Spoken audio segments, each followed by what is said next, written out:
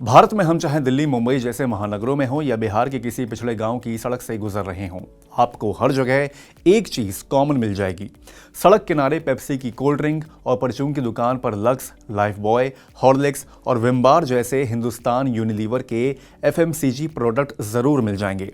ये दोनों ही विदेशी कंपनियां हैं, लेकिन इनके प्रोडक्ट भारत के छोटे से छोटे गांवों में मिल जाएंगे। अब आपको लगेगा कि विदेशी कंपनी है तो जो पेप्सी आपको अमेरिका या यूरोप में मिलती हैं, वहीं भारत, पाकिस्तान या अफ्रीकी देशों में मिलती हों तो आप सरासर गलत हैं। ताज़ा रिपोर्ट में सामने आया है कि विकासशील देशों में पेप्सी और यूनिलीवर से लेकर डेयरी कंपनी डेनॉन के प्रोडक्ट ना सिर्फ घटिया क्वालिटी के हैं बल्कि सेहत के लिए भी हानिकारक हैं। ऐसे में अगर आप इनके प्रोडक्ट इस्तेमाल करते हैं तो आपके लिए ये वीडियो देखना बहुत ही ज़रूरी है। आइए इस रिपोर्ट की बात कर लेते हैं। वैश्विक सार्वजनिक नॉन प्रॉफिट संस्था एक्सेस टू न्यूट्रिशन इनिशिएटिव यानी कि एटनी की एक नई इंडेक्स रिपोर्ट में आरोप लगाया गया है कि पेप्सिको, यूनिलीवर और डेनॉन जैसी global packaged food brand Bharat और अन्य निम्न आय वाले देशों में कम स्वास्थ्यवर्धक उत्पाद बेच रही हैं। एटनी ग्लोबल इंडेक्स रिपोर्ट के अनुसार ये कंपनियां निम्न आय वाले देशों में ऐसे उत्पाद बेच रही हैं जिनकी स्वास्थ्य स्टार रेटिंग प्रणाली उच्च आय वाले देशों में बेचे जाने वाले उत्पादों की तुलना में काफी कम है। रिपोर्ट में बताए गए निम्न और निम्न मध्यम आय वाले देशों में Ethiopia, Ghana, Bharat, Kenya, Nigeria, Pakistan, Philippines, Tanzania और वियतनाम जैसे देश शामिल हैं। आइए बताते हैं कि रिपोर्ट में किन किन प्रोडक्ट पर सवाल उठाए गए हैं। तो इस रिपोर्ट में लेज चिप्स, ट्रॉपिकाना जूस बनाने वाली कंपनी पेप्सिको का एग्जाम्पल लिया गया है।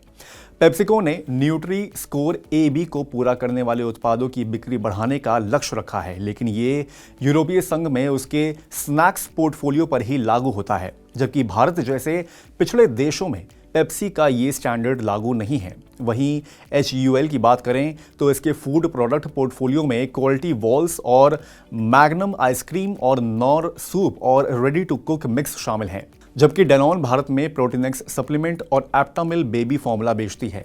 इन सभी को खराब क्वालिटी का माना गया है।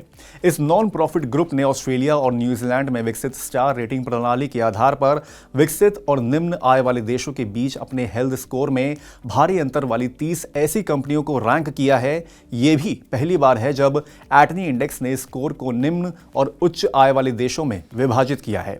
इस लिस्ट में शामिल सिर्फ 3 कंपनियां पेप्सिको, डेनॉन और यूनिलीवर भारत में भी संचालित हैं। आइए अब इस रैंकिंग की भी बात कर लेते हैं।